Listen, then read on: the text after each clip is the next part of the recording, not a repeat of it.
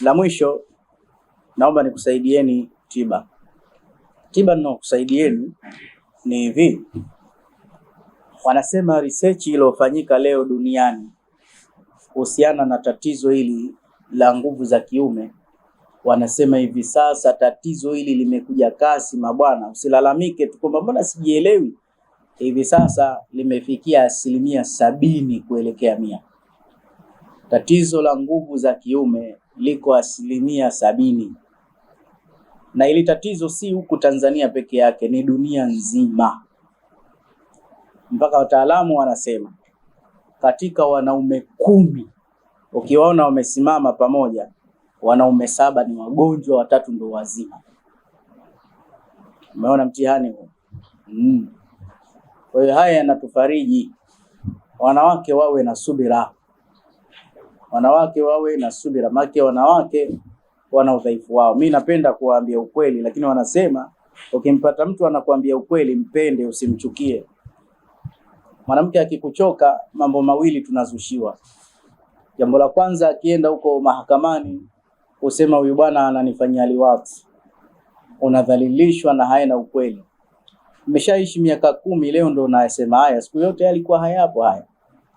Na hawa watu wanaosikiza kesi kama hizi wanayachukua jumla, hawampi hata mtu fursa ya kujielezea.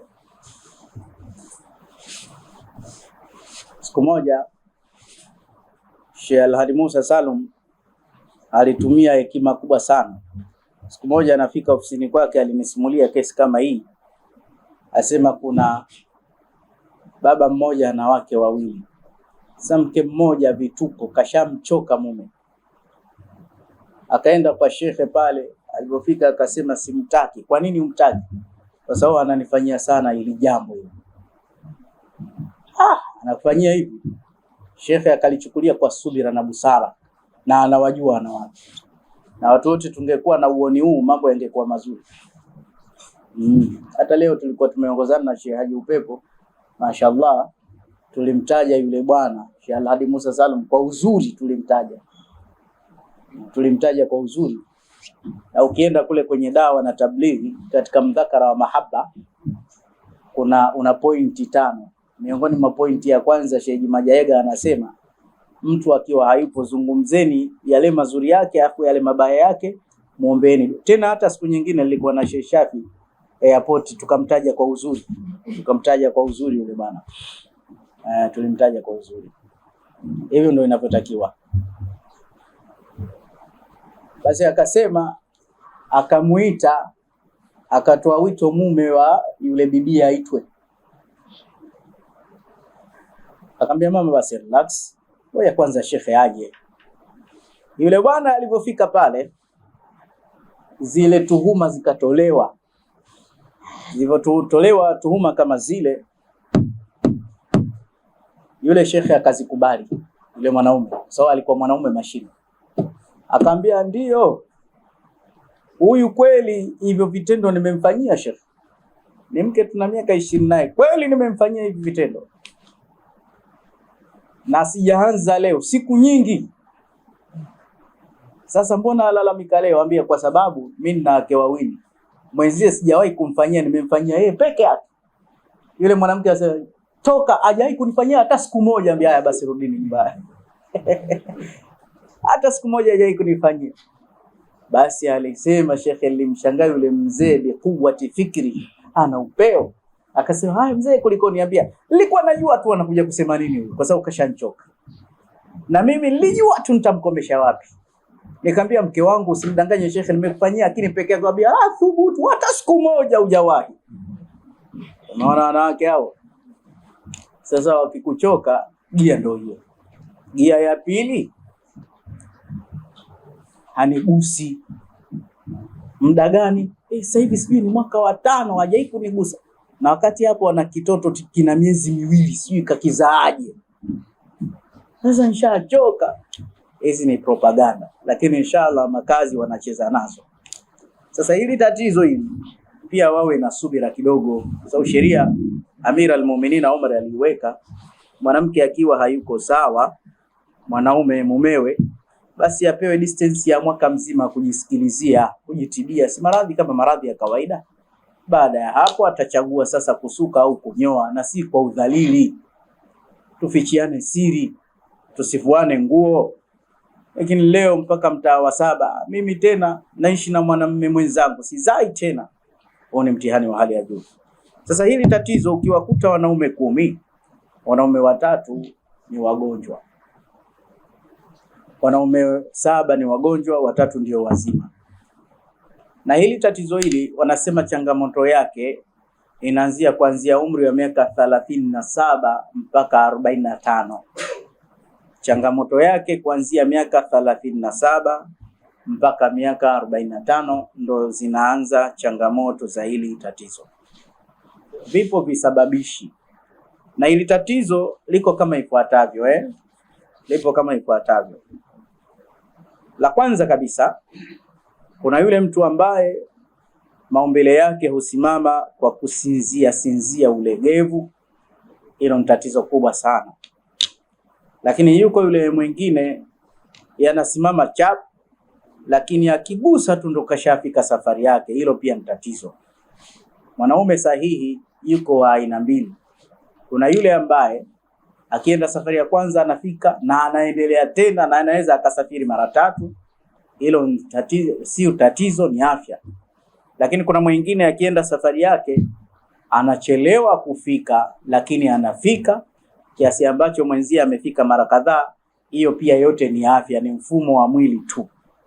Ni mfumo wa mwili tu. Sawa Sasa haya matatizo yanasababishwa na vitu vifuatavyo, viepuke. Kitu cha kwanza kabisa kinachosababisha nguvu za kiume kupotea. Haifai kabisa mwanaume kula lawalawa, vitu tamu. Wewe baba mzima unalamba sukari bwana, mara unakula chokoleti zimejaa mifukoni. Wewe mzee wa kashata, vitu vitamu, halwa kwa sana ni tatizo. Labda matunda kama tende ina vitamini za matunda tofauti 5, wataalamu wanasema. Sukari za matunda hazina shida, lakini sio hivi vitu vya kusindika. Kwa hiyo kula vitu vitamu ni hatari hata kwa afya yenyewe.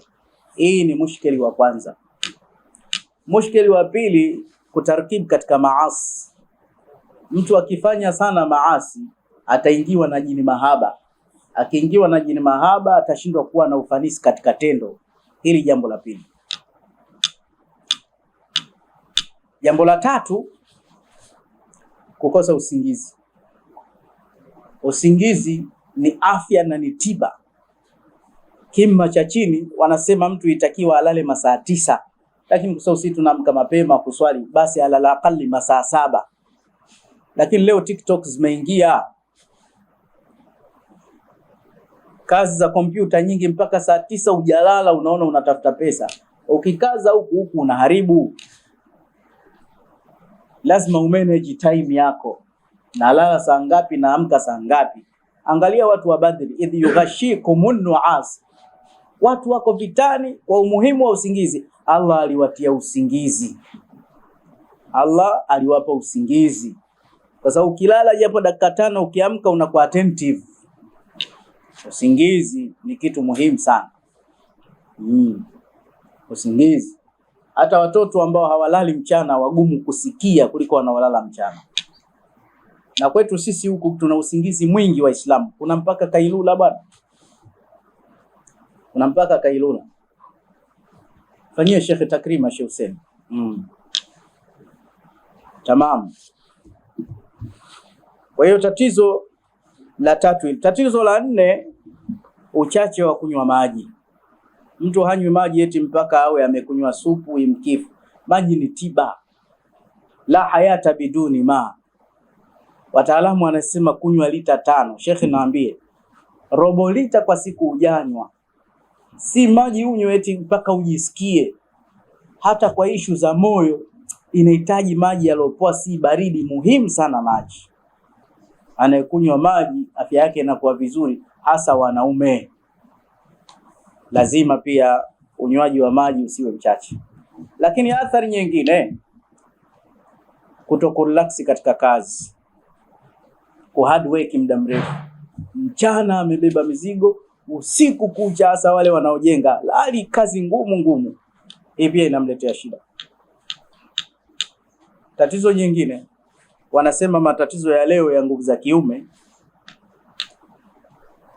sio matatizo ya kibiolojia, ni ya kisaikolojia, psychological. Yani ni matatizo yanayotokamana na msongo wa mawazo. Kuna vitu vinasababisha pia kuondosha kabisa appetite ya tendo. Samanini nazama kidogo. Katika kichwa cha mwanaume, kichwani kuna kifaa kinaitwa subconscious mind. Hichi kifaa subconscious mind ni zaidi ya memory card au external power. Kinahifadhi kumbukumbu muda mrefu. Ndio maana sheria imetukataza yule mtoto mdogo. Maana umri wa kumlea mtoto ni kuanzia miaka 0 mpaka miaka 4. Ndio anaanza kulelewa mtoto. Ile wanaita ni miaka ya utambulisho. Wazazi wengi wanakafilika na kipindi kile, wanafanya mpaka sex, jimai mbele ya mtoto, kuamini nilikuwa na babake sasa hivi mambo hayajambo, na mtoto si hajui chochote. Haimaanishi hajui chochote, haimaanishi kwamba hakamati chochote. Kuna kitu kinaitwa subconscious mind. Akiona yule mtoto, jicho linapiga picha, linaichukua ile kumbukumbu, haitoki, kiingia katika subconscious mind. Ndio maana kuna watoto wengine kama wamezubaa, utaona kitu asema huyu kazaliwa hivi. Hakuna mtu alozaliwa hivyo. Subconscious haijasalimika. Kipindi hiki ni kipindi cha utambulisho. Anakuja kuishi picha aloiona na sauti aloisikia. Ndio maana akizaliwa si hajui chochote. Mbona tumetaklifishwa adhiniwe na akimiwe? Hajui chochote huyu. Heshimana sasa. Nini maana yake? Asikie ukubwa wa Allah, apokee majukumu. Sasa subconscious mind kwa mwanaume katika saikolojia ya leo inawaathiri mwanamke. Maeneo matatu ya kismeli yakitoa harufu, huyu mwanaume anachukua kile kifaa chake, kinachukua kinaweka kumbukumbu, anapoteza mvuto wa mkewe. Ndio yule tabiiyati mmoja, mtoto wake alivyoolewa aliambia, yabnati fakhudh minni khisalin 10, binti yangu na mambo 10 nitaka nikupe uende nayo kwa mumeo. Miongoni mwa mambo hayo alimwambia, chunga sana pua ya mumeo, chunga sana jicho la mumeo. Mume wako asione hata kwa bahati mbaya kitu kitakachomuudhi. Tena akamwambia, wala yashumanna minki illa atyaba rihiki wa alami anna atyaba tib alma. Mume wako asinuse kutoka kwako ila harufu yako njema. Kuna maeneo matatu mwanaume akiasikia, hata huyu mwanamke kampenda vipi, anapoteza mvuto. Eneo la kwanza, kinywa. Wanahangaika akapokea harufu ile, subconscious ishabeba hilo tatizo hilo. Maana tunasema ndoa za leo uchanga mwingi. Watu wanaingia kwenye mahusiano hajakuwa kihisia. Hamna mafundisho, kuvamia tu ndo. Ndio unakuta vibinti vidogo vizuri na vinaachwa. Nikwambieni sasa, saikolojia inasema mwanamke ana uwezo mkubwa wa kuishi na mwanaume ambaye hajampenda, lakini mwanaume hawezi kuishi na mwanamke ambaye hajampenda. Eneo la kwanza hili. Eneo la pili, kwapa. Akitaka kufunikwa, ile harufu inakuja kukwaruza hapa. Na kuna watu wengine, unajua nikwambieni kitu kimoja. Sisi tuna macho mawili, tuna masikio mawili. Tumeelewana vizuri, tuna mikono. Hivi vitu havifanani, havifanani kabisa. Yaani ukikosa jicho moja, kuna baadhi ya rangi utashindwa kuzibaini kwa kukosa jicho moja. Kiungo cha pua cha mwanamke cha mwanaume kinafanya kazi kwa nguvu kuliko kiungo cha mwanamke. Mwanaume ananusa sana. Mnaweza mkawa hamjasikia harufu, lakini akirudi tu, mbona sielewi hapa kuna harufu gani? Sijaona, kumbe mtoto kajisaidia yeye tayari zamani. Na kila pua ina harufu zake mukaddara.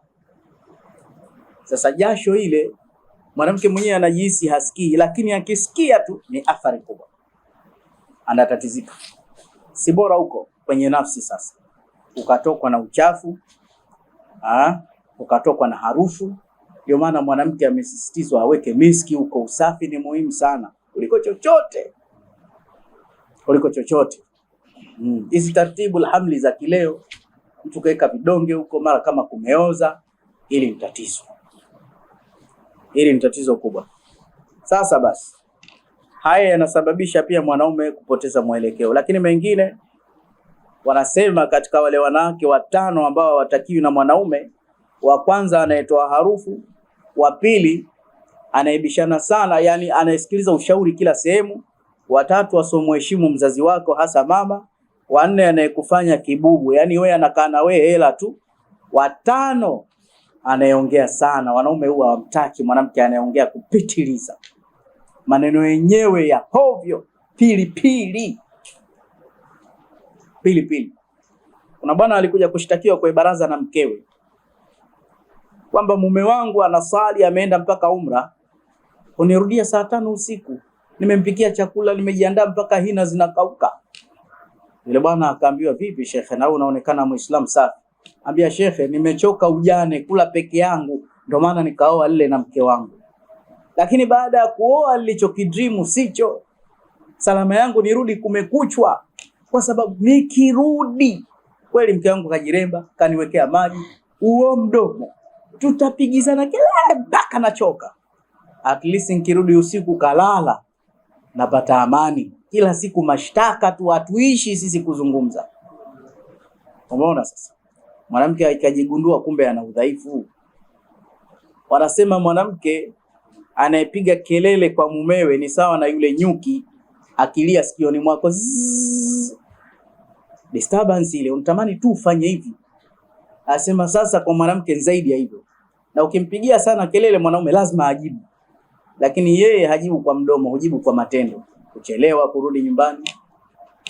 Sasa wanasema kelele nyingi zisizokuwa na msingi zinapoteza hisia. Mfano, mwanaume mmoja akaongea neno moja tu.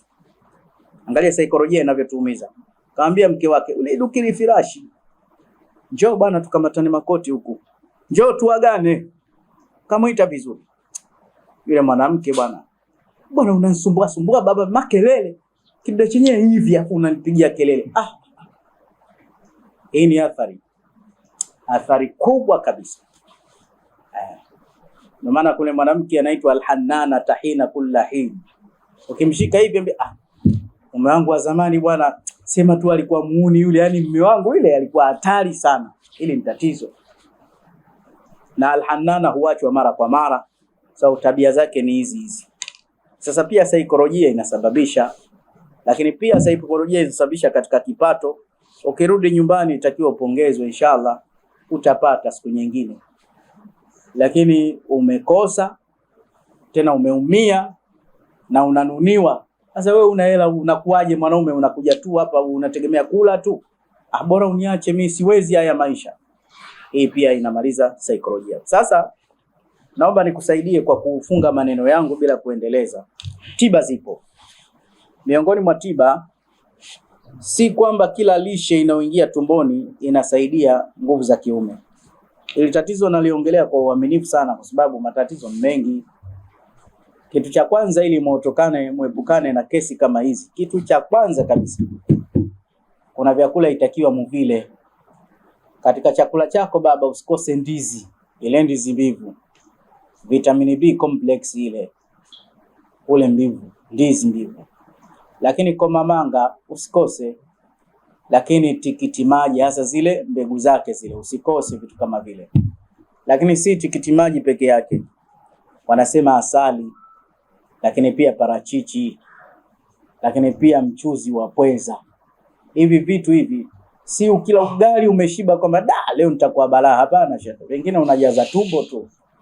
Na mwanaume akiwa hajapata lishe bora, ana uwezekano mkubwa pia asimtungishe mkewe mimba. Inawezekana umeshiba vizuri, lakini sperm za akaunti zikawa dhaifu na haziwezi kumea mimba. Kwa hiyo huu ni uzazi. Asali ni mpango mzima. Sasa kama ushapoteza, maana zile sperms zipo kama milioni 10, lakini zinaweza zikashuka mpaka 4,000 zikaisha kabisa. Kwa hiyo kama zimeisha, ni muhimu ukaziboost zikatengeneza mazingira ya uzalishaji. Maana zile zikiwa correct, basi huwa zinakuwa na harufu na itakiwa zichupe kama bomu, kama bunduki. Asili ya mwanaume kujimaliza. Hata ule mkojo wa kawaida ukianza kukosa pressure tu, hiyo ni indication mbaya. Tunakojoa mkojo huko hapo hapo, hii ni dalili mbaya. Dalili nyingine mbaya, mtu kuamka asubuhi kiungo cha uzazi hakisimami, hasa watoto wa siku hizi. Hili ni tatizo kubwa. Itakiwa kiafya kwa siku per day mwanaume imjie tu hisia ya tendo la ndoa mara 7 au mara 5 lazima. Wewe tokea asubuhi unafikiria pesa tu, hii haiji, huo ni mushkila.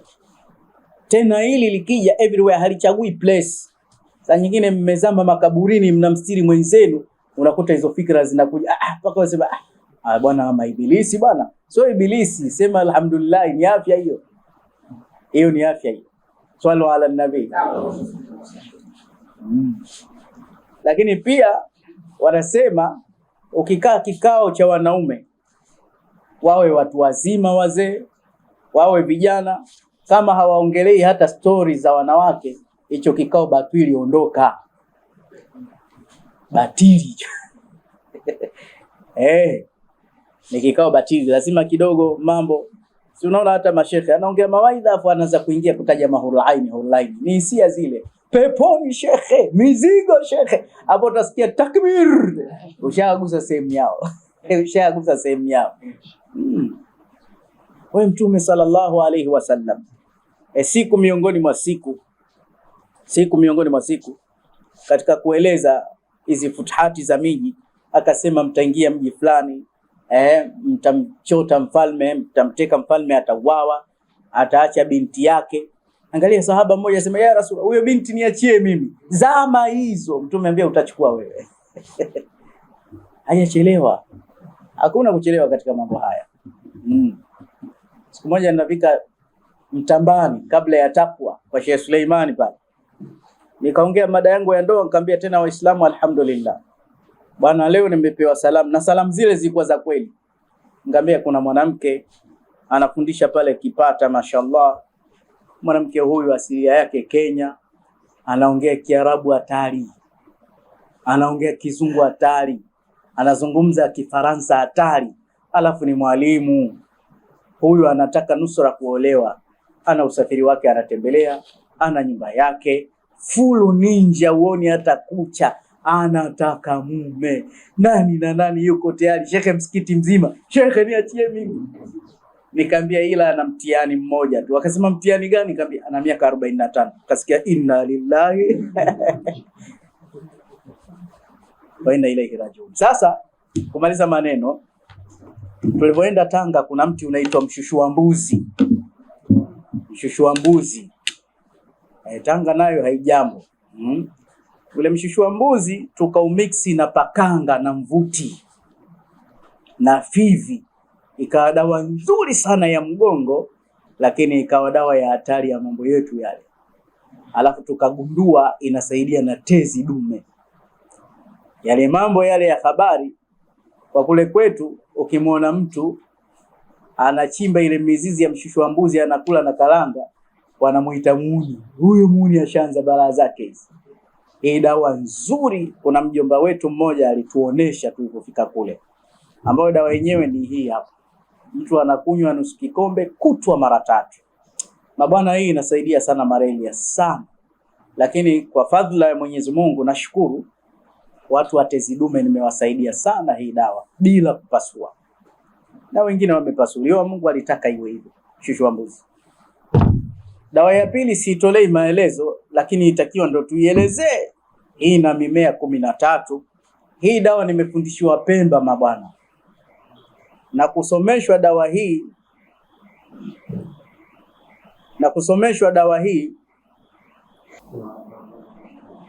hii dawa hii Sheikh Haji mzee aliyokuepo Zanzibari, sharti yake aliniomba mabati 37 ili anifundishe hii dawa hii. ina vitu 13. Ina vitu 13 dawa hii. Ni dawa ambayo maradhi 50 yanatibika, lakini hasa kuzalisha mbegu za uzazi, lakini kuamsha sana hisia. Hatuna muda wa kutaja mambo yake yaliyokuwemo ndani, lakini pia kuna dawa nyingine inaitwa mathna wa thulatha wa ruba. Hizi dawa 3 hizi inshallah, mgonjwa tunaweza tukaanza na sisi hapa. Mgonjwa atatupa ushuhuda, alokuwa mbali awasiliane na sisi. Maneno haya yamekuwa marefu, kameramani inshallah mtayakata, si tatizo. Tunamshukuru shekhe wetu mmoja Al-Mujahid Al-Kabir, shekhe ambaye binafsi alinifanyia nusra, siwezi kumsahau kabisa, na leo nilimpa mwaliko wa hapa ili nipate kumfanyia ikramu yake japo kuonana. Ni amiri wetu kule Singida, yupo kule kaingia sasa hivi mwishoni, Sheikh Isa Gyum. Yule ni mcha Mungu kweli kweli, ni shekhe ambaye hatujuani ila kwa ajili ya dini, lakini wallahi alinihifadhi mwake, akanitafutia mahari za kuolea, akanitafutia nguo za kuvaa bibi harusi, alinifanyia ikramu kubwa sana. Kwa kweli Waislamu wa Singida wana moyo wa kipekee kabisa. Mwenyezi Mungu awafungulie kila la kheri. Kwa sababu alinifanyia vitu vile kwa moyo mmoja, nami nilipata mke ambaye huyo mke nahisi kama ni hurul aini. Mpaka sasa tuna miaka 17. Kipindi hicho nao na miaka 21. Jumlisha 17, sijui ishafikisha sasa miaka mingapi. Kwa hiyo alinifanyia nusura hiyo, kwa kweli nashukuru sana kwa kiasi kikubwa. Na walisimama na mimi bila kujua natokea kijiji gani. Walivyoona nembo tu ile ya Uislamu, nikapata nusra. Kufunga maneno yangu ndio ilivyo. Wema hautupwi kabisa wala hauozi. Mamangu zamani ilikuwa ni kazi yake. Nyumbani kwetu tulikuwa tunapokea wageni wengi. Ilikuwa watu kutoka Moshi wasema, wewe ukitaka kuoa pa kufikia, kuna bibi mmoja anaitwa mama yake Uthmani, nenda. Watu walikuwa wakimwambia mpaka mama, wewe unapokea watu wajui, utakuja kupokea wanyonya damu, wasema wana haja hawa. Basi kupitia ule wema niliona mimi katika safari yangu. Mimi ni mtu wa Tanga. Sheikh, nimeenda kuoa Singida huko. Nimeenda peke yangu. Sikuulizwa ndugu zako mkina nani, unafanya kazi gani. Nimepokelewa kiasi kikubwa. Nikasema ni ule wema wa mzazi wangu. Kwa hiyo na sisi tuwe na tabia kama hizi, kuwatendea watu wema, kwa wema unaendelea. Inna fi'la raddu fi'l. Kila action huwa ina reaction kwa haraka, hasa kutoka kwa yeye Allah jalia.